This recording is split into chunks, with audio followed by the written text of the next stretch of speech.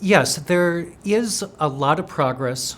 There are more opportunities for people with disabilities, but there are still lingering areas that are very troubling, such as we see still a fair amount of stigma associated with people with disabilities trying to access educational services, receiving special education services, or trying to get reasonable accommodations from an employer. So there's an underlying sad stigma that still impacts society and people with disabilities.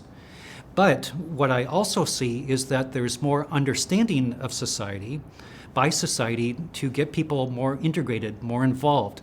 There are many examples of kids with disabilities being integrated into extracurricular opportunities at schools.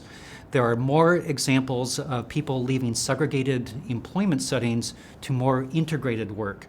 So while there is progress, that progress is uneven, and there are still some troubling aspects.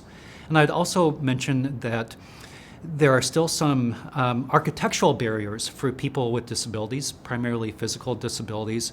Sometimes they have trouble accessing polling places to exercise their right to vote, or maybe they can't access transportation options as easily or efficiently as other people. And there are other types of barriers for people with developmental disabilities, intellectual disabilities, that might not be able to access societal institutions like everyone else.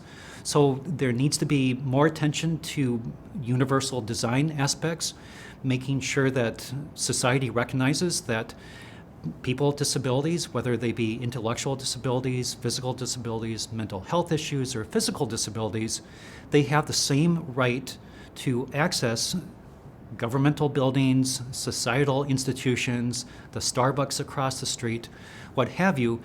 And once we get to that phase, we will have more opportunities for meaningful involvement of people with disabilities, where people with disabilities can contribute on the same basis as everyone else.